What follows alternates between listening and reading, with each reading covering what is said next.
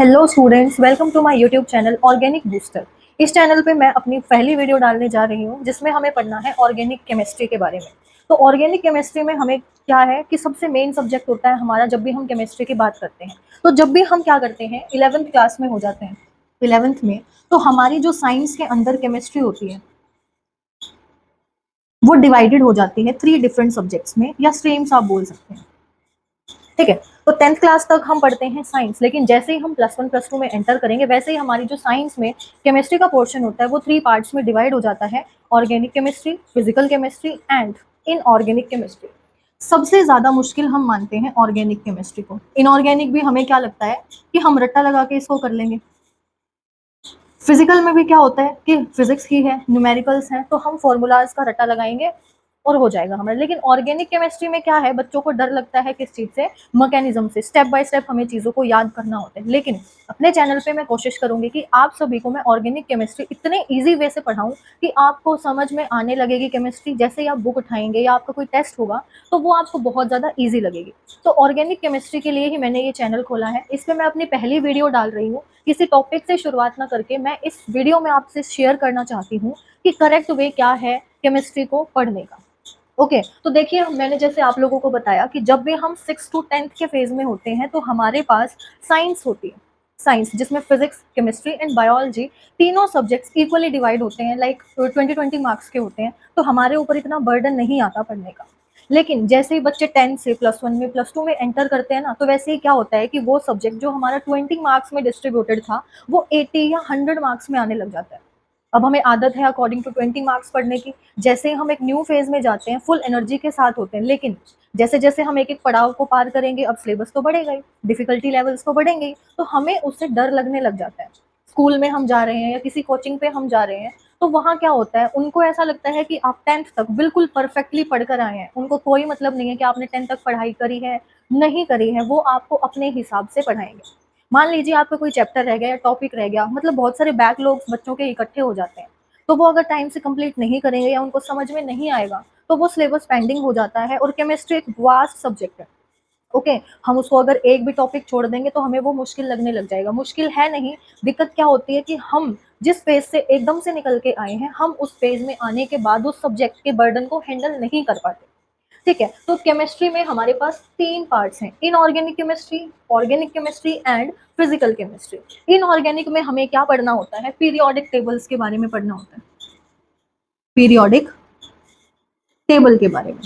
Okay, तो periodic table में क्या होगा, हमें सारे एलिमेंट्स की स्टडी करनी होती है, hydrogen, helium, lithium, beryllium, boron, carbon, nitrogen, कि ये सारे के सारे जो हमारे पास एलिमेंट्स हैं उनको हमने अपने हिसाब से या साइंटिफिक तरीके से कैसे अरेंज किया हुआ है, हम उसको कैसे इजी वे में याद करते हैं। ठीक है, तो इनऑर्गेनिक केमिस्ट्री हमें सिखाती है एलिमेंट्स के बारे में, उनकी अरेंजमेंट कैसी है, दो एलिमेंट्स मिलकर कैसा कंपाउंड बना रहे हैं, कैसा मॉलिक्यूल बना रहे हैं, उसकी स्टडी हमें कौन करवाता है, इनऑर्गेनिक केमिस्ट्री वाला portion. Next is organic chemistry. Organic, organic का मतलब होता है जो हमें एनिमल्स एंड प्लांट से चीजें मिलती हैं वो। तो ऑर्गेनिक केमिस्ट्री में जितने भी कंपाउंड्स की हम स्टडी करेंगे या जितने ही डेरिवेटिव्स की स्टडी करेंगे, इसमें सारे ऐसे सब्सटेंसेस की हम स्टडी करते हैं जो प्लांट और एनिमल बेस्ड होते हैं, जो हमें नेचर से मिलते हैं। तो ऑर्गेनिक केमिस्ट्री की ब्रांच में हम मानते हैं कि कार्बन ही ऐसा सब्सटेंस है या एलिमेंट है जो क्या करता है, ऑर्गेनिक कंपाउंड्स को बनाने का काम करता है। तो फिजिकल केमिस्ट्री में हम क्या करेंगे कि इलेक्ट्रोकेमिकल सेल्स, जिसकी स्टडी हम बाद में करेंगे। ठीक है, और हमें क्या करना होता है, रिएक्शन की स्पीड के बारे में बताना होता है, rate of reaction, order of reaction, ये सब बताना होता है। तो हम वो बाद में करेंगे, लेकिन जस्ट फॉर एन इंट्रोडक्शन मैं आपको बता दूं कि ये सारी की सारी अपने आप में क्या है, अलग चीजें हैं, हम इनको मिक्सअप नहीं करेंगे।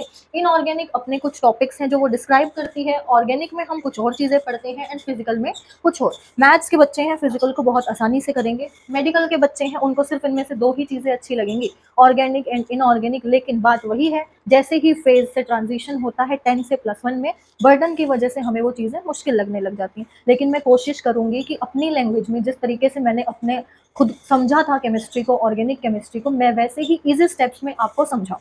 तो ऑर्गेनिक केमिस्ट्री हमें शुरू करना है। ऑर्गेनिक केमिस्ट्री के बारे में हम पढ़ेंगे तो सबसे पहला स्टेप क्या होता है, बच्चे बैकलॉग्स को इकट्ठा कर लेते हैं। बैकलॉग्स मतलब हमारी कोई क्लास मिस हो गई, ठीक है, हमने उसको छोड़ दिया, हम दूसरा रास्ता निकालते हैं कि हम उस चैप्टर को छोड़ दें, उस टॉपिक को छोड़ दें, स्किप कर देते हैं, बिल्कुल टच ही नहीं करते क्योंकि वो हमें आता ही नहीं है।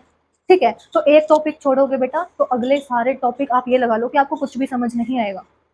ये वहम में मत रहना कि +1 नहीं समझ में आई तो लेट्स ट्राई +2 में आ जाएगी, बिल्कुल नहीं आएगी। +2 में जाओगे तो टीचर्स कहेंगे you have studied this topic in +1 class, और आप वहाँ बैठ के सिर्फ यही सोचेंगे कि +2 में तो +1 में तो मैंने सिर्फ बैकलॉग्स ही रखे थे अपने, स्किप किया था टॉपिक को। लेकिन जब तक आप +1 को क्वालिफाई नहीं करेंगे, +2 में आपको केमिस्ट्री 1% भी समझ में नहीं आएगी।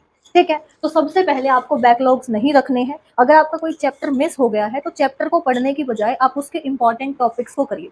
ठीक है, सेकेंड चीज क्या है हमारे पास कि सबसे पहले एनसीईआरटी रीड करें। एनसीईआरटी सबसे ज्यादा इंपॉर्टेंट हमारे लिए क्या है, एनसीईआरटी। इतनी सारी कोचिंग्स हैं, इतने सारे स्कूल्स हैं, सब हैं, लेकिन कोई गाइड, कोई प्रदीप, मतलब मैं किसी बुक को लेके ऐसे ऑब्सेस्ड नहीं हूँ या किसी को क्रिटिसाइज नहीं कर रही हूँ, लेकिन फिर भी बेटा बुक्स मैटर अलग है, वो चीज़ों को, छोटी चीज़ों को वास्ट तरीके से एक्सप्लेन करके आपको बताएंगे, लेकिन जब हमें वो इतनी सी चीज़ समझ आ सकती है तो हम इतनी मोटी बुक क्यों लें। ओके, तो सबसे पहले एनसीईआरटी रीड करिए। एनसीईआरटी में क्या है, चीज़ें मुश्किल हैं, लेकिन जब आपके दिमाग में एक बार, दो बार, तीन बार वो चीज़ें घूमेंगी, उसके बाद आप क्या लगाएंगे, कोई भी लेक्चर, आपको किसी भी टीचर का लेक्चर समझ में आता है तो आप वो अटेंड करिए। लेक्चर अटेंड करेंगे, एनसीईआरटी में जो आपको वर्ड समझ नहीं आए वो आप लेक्चर के थ्रू समझ सकते हैं। Third step, practice and practice and practice. जब तक प्रैक्टिस नहीं करेंगे ना लेक्चर काम आएगा ना एनसीईआरटी काम आएगी। ठीक है, आपकी कोचिंग वालों ने, आपके स्कूल वालों ने, आपके एनसीईआरटी में या कोई भी टेक्स्ट बुक अगर टीचर्स ने आपकी लगवाई है तो उसमें हर टॉपिक के बाद कुछ क्वेश्चंस होते हैं। ऑर्गेनिक है आपके पास तो ऑर्गेनिक की बुक में पीछे रिएक्शंस दी होती हैं कि सोल्व करो, ये हमारे पास रिएक्टेंट है, इससे ये क्या प्रोडक्ट बनेगा, कौन से हमारे पास इंटरमीडिएट्स बनेंगे। तो बेटा प्रैक्टिस करोगे उतना ज़्यादा आपको समझ में आएगा। कोई भी टीचर ये कह देगा कि मैं इजी कर दूंगा या 1 मिनट में याद करवा दूंगा तो वो तभी पॉसिबल है जब आप अपनी तरफ से 100% दें, क्योंकि टीचर तो 200% दे के चलता है अपनी एनर्जी को। जब तक आप नहीं देंगे तब तक कोई फायदा नहीं है। तो हमें क्या करना है, सबसे पहला स्टेप है हमारा एनसीईआरटी पे फोकस करना, line to line. Inorganic and physical line to line पढ़ने की जरूरत नहीं है। ठीक है, लेकिन ऑर्गेनिक में हमें क्या करना है, वर्ड टू वर्ड चलना है। बिल्कुल अंडरलाइन करो जो आपको समझ में नहीं आया, लेक्चर लगाओ एंड प्रैक्टिस करो। ओके, तो इसके बाद हम स्टार्ट करेंगे अपने चैनल पे बाकी सारी वीडियोस चैप्टर से रिलेटेड। ओके, तो टिल देन आप मेरी बातों पर ध्यान दें थोड़ा सा। मैं आपको यहाँ डराने धमकाने नहीं आई हूँ। मेरा मकसद क्या है कि जिस टॉपिक को, जिस सब्जेक्ट को हम इतना ज़्यादा बर्डन मानते हैं वो बर्डन नहीं है। तो आप मेरे चैनल पे जुड़े रहिए ऑर्गेनिक बूस्टर्स पे, और मैं आपको ईजी वे में वो चैप्टर समझाने की कोशिश करूंगी। Till then take care, bye bye and thank you.